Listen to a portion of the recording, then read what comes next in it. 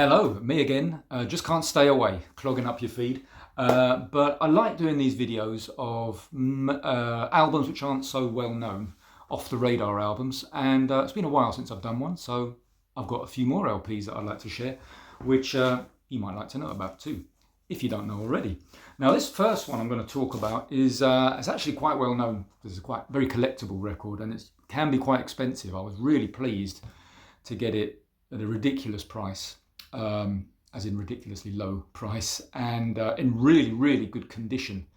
And this is the Duncans on Malaco Records, which was quite an interesting label. Took a lot of sort of those southern soul stars of the 60s and in the 70s and a bit later on into the 80s, I think they were still going, giving people a steady income in that time. But this is an interesting one. It's more of a disco LP, and there are some pretty nice disco tracks on this, but the big tune which makes it a big collectible tune here is Let Me Be, a two-step classic. Very, very collectible, that album, and yeah, really pleased to get it at a bargain price. Nice promo copy, really good condition as well, plays lovely. See what you think.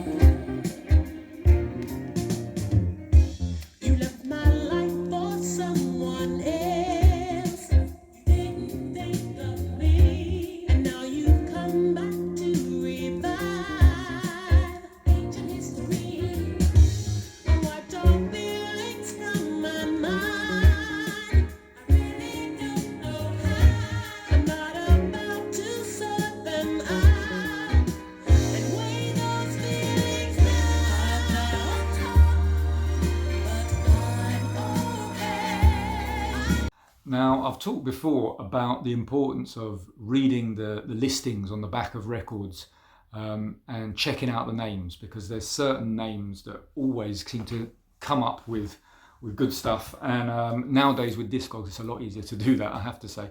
And this is one I found doing that. And it's, I don't know what this group is. It's called Brass Fever. Very uninteresting cover. Even I think it's got some ancient shrink wrap on it, which I've never taken off, but you can see Brass Fever there. I think that's a gas torch, like an old-fashioned blowtorch on the cover. Not particularly inspired artwork. And to be honest, the LP isn't that great either. It has really one great tune on it. But the names that really stood out for me, Jerry Peters, who I'm always talking about, and another favourite of mine, Wah Wah Watson. Whenever you know him, when he's on it, is Wah Wah Watson or Wah Wah Raglin. I think it's the same guy, Wah Wah. Just look out for that. And he has this particular sound, and it's uniquely his sound. And well, whenever I hear that sound, it's him on the credits. And I've got quite a few LPs on the strength of his appearance alone. And he's on this one. The big tune here is I don't know how to say it now. Gingy, I think it's a Brazilian tune, isn't it? Gingy, but they've spelt it differently here. Anyway, Gingy. And it's really nice sort of symphonic soul fanfare, just the way I like it. I think there are singles like Lady Marmalade and sort of covers of popular hits. To be honest, I don't really bother much with this LP, apart from that tune, Gingy. It's quite a long tune, and it says everything interesting it has to say after a couple of minutes, I reckon. But not an expensive record at all. So yeah, really nice to have that, just because the names are what matter.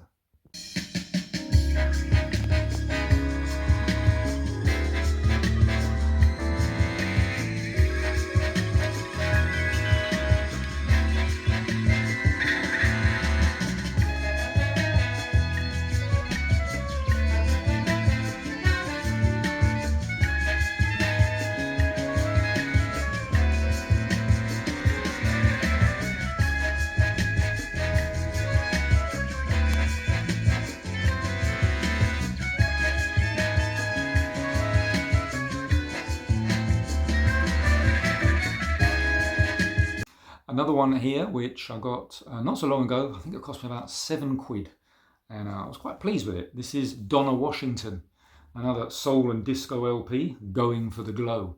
The disco numbers, there's some really good ones on here, some really nice upbeat, quite invigorating numbers, which worked for me, and a really nice slower one here, It's Something, with a bit of spring in its step, which I really like. Good quality soul music. Now, this is on the Capitol label, and I'll be honest, I have forgotten to check the year that it came out, 1981. It sounds like that kind of time, which is an odd time because it's not like 80s soul music, still kind of disco, but kind of the rear end of disco, but pretty solid album. And you get a lot of those sort of albums from that time with really well good singers, very well crafted, very nicely done productions, very rich, and I think that fits in there with your Patrice Russians and Patty Austin, all that kind of thing. I think this stands up very nicely, and so I'll give you a taste of that, see what you think.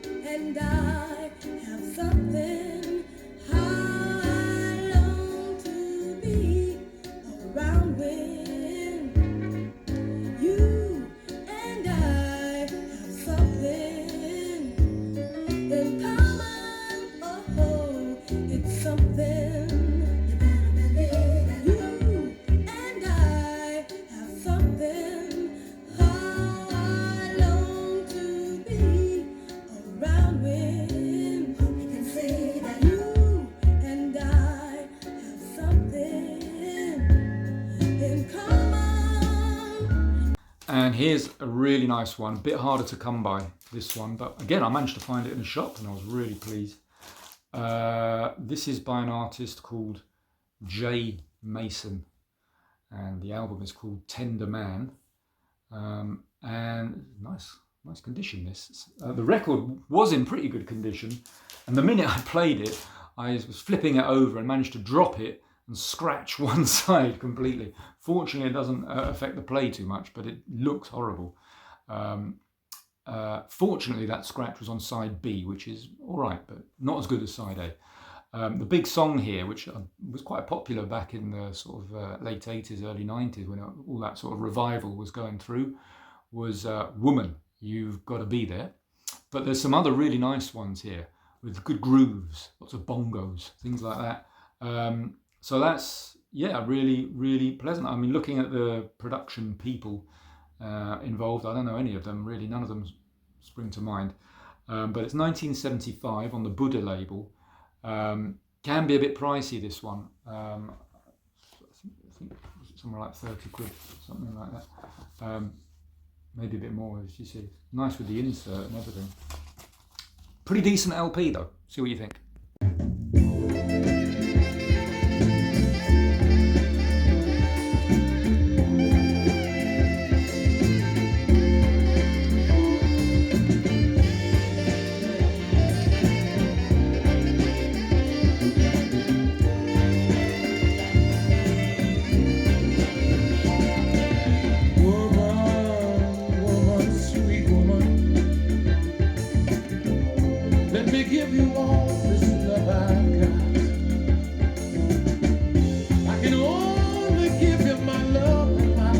And in this hard, precious times, it can mean such a lot.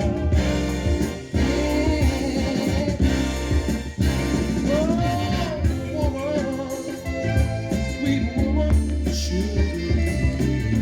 if I can only keep my head, maybe someday, somewhere, I will accumulate somewhere. Just a little money, for there's nothing I can't put my mind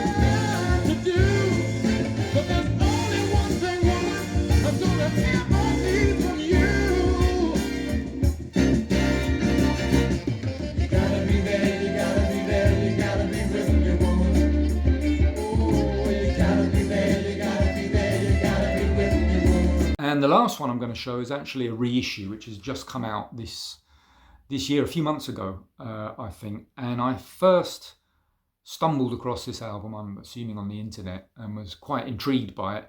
Checked it out and saw that an original copy is like 400 quid. So I forgot about it pretty much. And then saw that they were re-releasing it. So now I can listen to it with a bit more intention. This is Townsel. Time Wounds All Heals. See what he did there? And this is a really interesting album because it's just been re-released by Charlie. And pretty decent job I think they've done with that.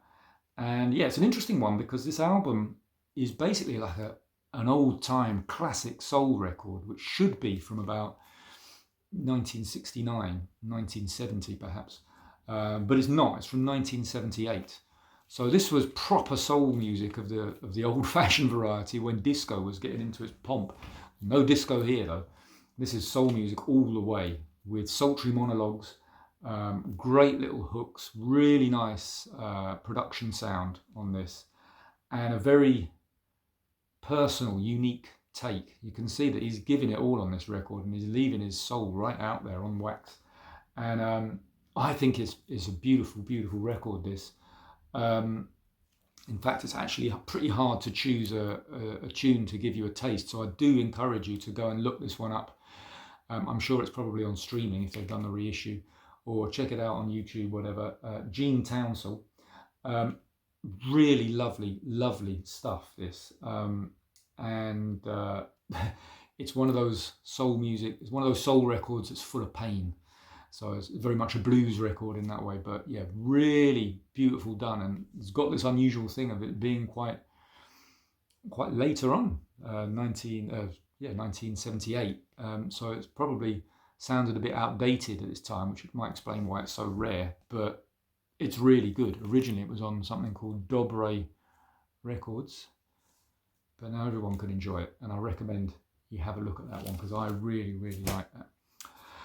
Off the radar stuff, maybe you knew some of those, maybe you didn't, but I do like to share them because there's so much great music out there, and I'm really bad at new music by new artists, which is terrible. But for me, when I find old artists, old records, which I've never heard before, but aren't really spoken about, it gets me really excited, and I like to share them with you. So that's what I've just done. Anyway, until next time, maybe I'll try and leave it a bit longer next time, but we'll see. Hope everybody's well. All the best.